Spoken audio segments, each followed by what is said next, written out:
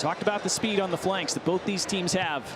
Dancing and surging and beating one, and Campbell's along the end line, cuts it back himself. Tyrese Campbell sends it wide, his teammates screaming for the ball across. And then Amari Bell.